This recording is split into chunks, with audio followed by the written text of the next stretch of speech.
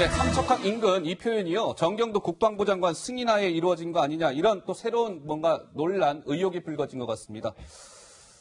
자, 김민지 기자. 네.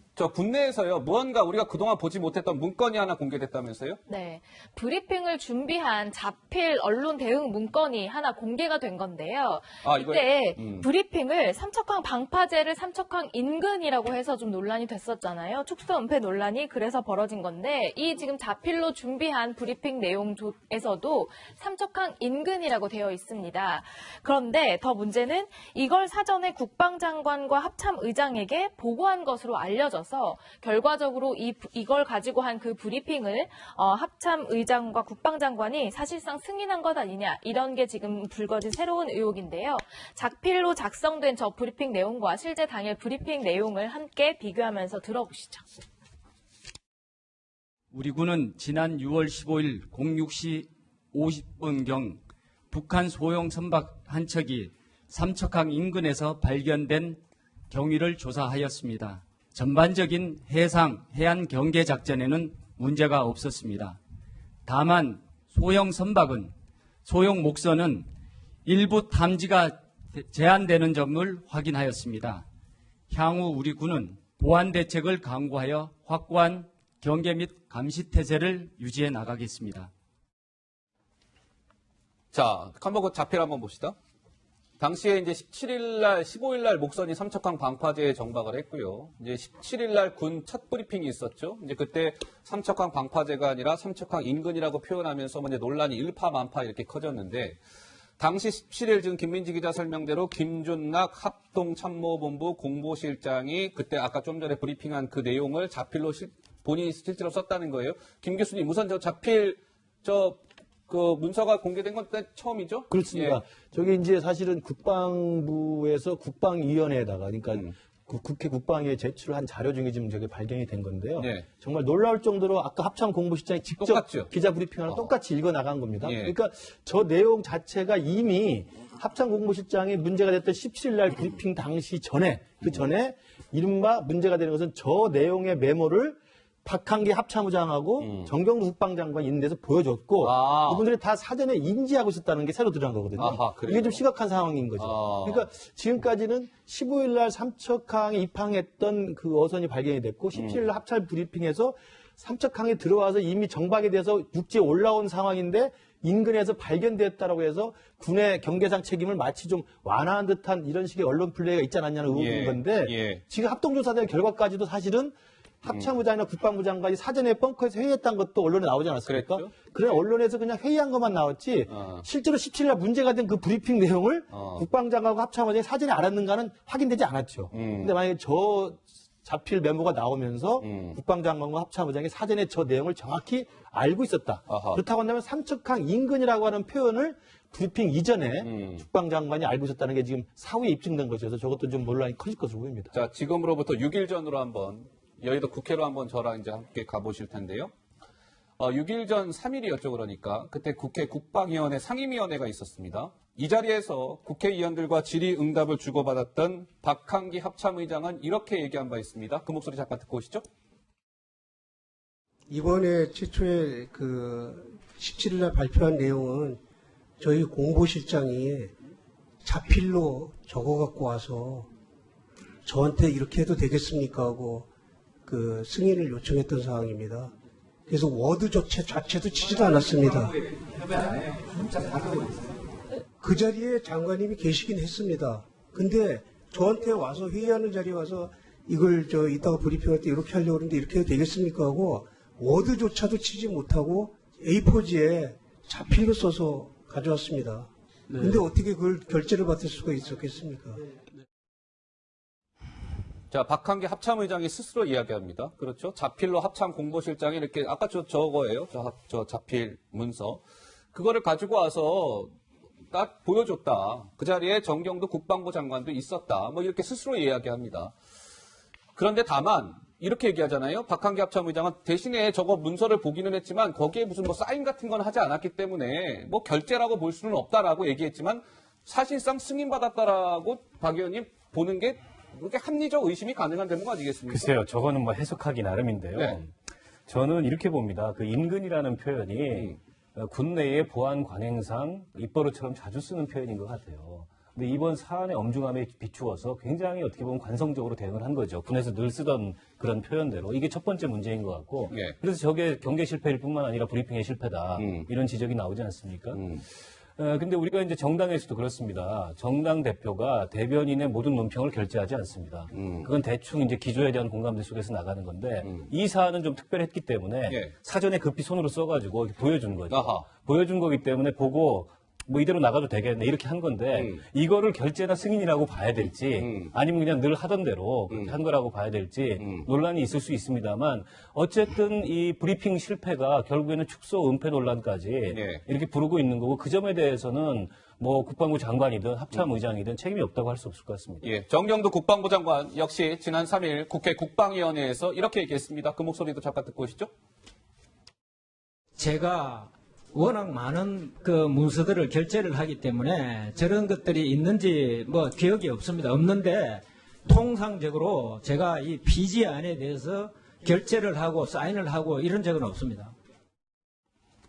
자, 뭐 이번 논란과 관련해서 수정을 끊어서 이런 것 같습니다. 물론 정경도 국방부 장관이 아까 그 자필 다시 한번 보여주세요. 그 김중남 공보실장이 쓴 그 자필 그 언론 대응 지침. 지금 뭐 보시다시피 정경도 국방부 장관의 사인이 없는 건 사실이에요. 그건 팩트입니다. 그럼에도 불구하고 어쨌든 저 김중남 실장이 저걸 써서 정경도 국방부 장관에게 보여주고 오케이 사인을 어떤 식으로든 받았으니까 정경도 국방부 장관의 사실상 승인이 있었던 거 아니냐. 뭐 이런 논란 아니겠습니까? 그렇죠. 본인은 뭐 워낙 많은 문서를 예. 결제하기 때문에 이게 기억이 없다지만 이게 목선 이번에 기순 있죠. 예. 이게 얼마나 중대하고 특별한 사안입니까? 그래서 이게 대책에도 여러 번 했고요. 그래서 저는 이게 이 문구를 정확하게 검토 안 했다는 것은 도저히 납득이 안 되고 제가 보기에 서명은 안 했을지 몰라도 저는 이제 그 글자 하나하나까지 다 이게 검토했을 거다. 아하. 이런 이제 합리적 의심이 들고요. 예. 근데 문제는 제가 이제 군대 훈령을 보면요. 이런 이제 그 중요한 일이 생기면 언론에 브리핑하기 전에 청와대에 반드시 협의해서 보고하게 돼 있습니다. 그게 훈령이에요. 예. 그래서 저는 이제 그 청와대 국가안보실 있잖아요. 1차장까지만 이게 음중 경고했지만 예. 어떻게 차장이 실장한테 보고 안 할 수 있습니까? 또 이게 실장은 대통령한테 보고 안 할 수 있습니까? 저는 이 모든 기자 발표는요. 청와대와 그다음에 국방부 장관 합참까지 이게 치밀하게 저는 상의해서 발표를 내린 거고요. 따라서 이게 책임 이번에 징계는요. 철저하게 꼬리 자르기고 위선은 셀프 면제보다 이래 봅니다. 자, 예. 저도 한 말씀 더 드리면은 저 이제 국방장관하고 합참의장의 저 이른바 프레스 가이드라인을 미리 알고 있었다고 한다면 저게 단순한 문제가 아니라 좀 더 의혹이 증폭될 수 있는 게 뭐냐면 이 사건과 관련해서 윤도한 국민소통수석이 언론에 밝힌 바가 있잖아요. 내가 17일 날 국방부 합참 브리핑 내용 사진을 알고 있었다.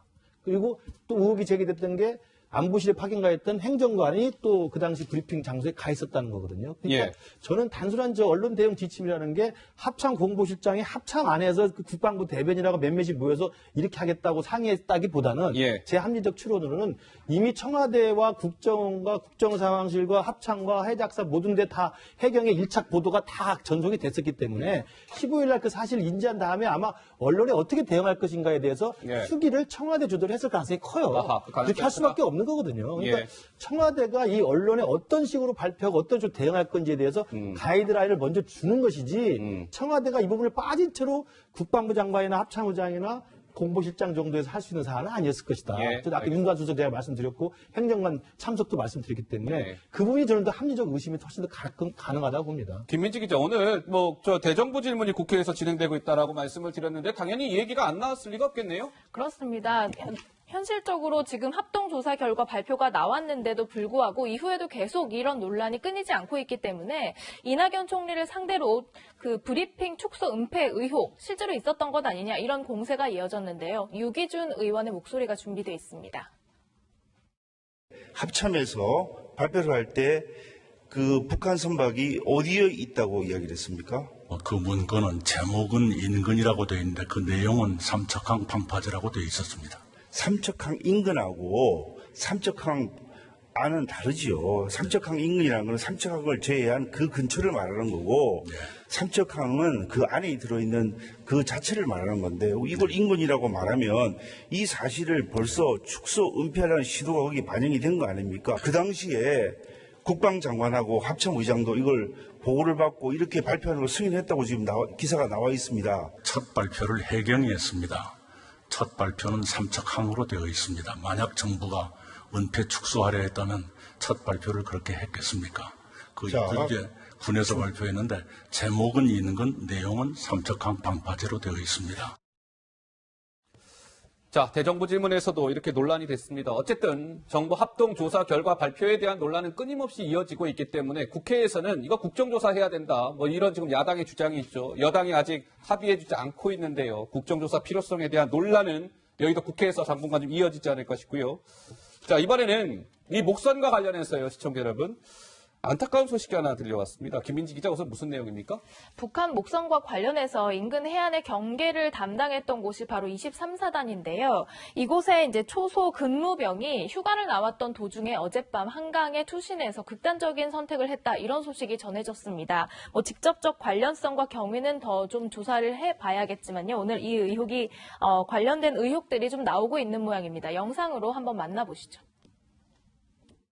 지난 삼척 목선 사건의 그 해당 경계 초소에 근무했던 그 해당 병사일 가능성이 높습니다. 그 병사가 여러 가지 주변의 무거운 질책, 따가운 시선, 스스로의 책임감 이런 것들을 견디지 못하고 휴가를 나와서 스스로 극단적인 선택을 한 것 같습니다. 자, 우선은 이제 신인균 대표가 유튜브에서 한 이제 개인 의견을 주장한 것이죠. 신인균 대표의 개인 생각일 뿐입니다. 어쨌든 저 주장은. 그럼에도 불구하고 일각에서는 23사단이면은 그 목선 사건의 경계 책임 부대의 사병 하나가 지금 스스로 극단적 선택을 했기 때문에 무언가 이번 사건과 연관이 있는 거 아니냐는 일각의 뭔가 의심, 의혹이 제기가 되고 있습니다. 어떻습니까, 박 의원님? 네. 글쎄요, 뭐 이번 사건과 연계돼 있어 보이지는 않습니다. 왜 그러냐면 네.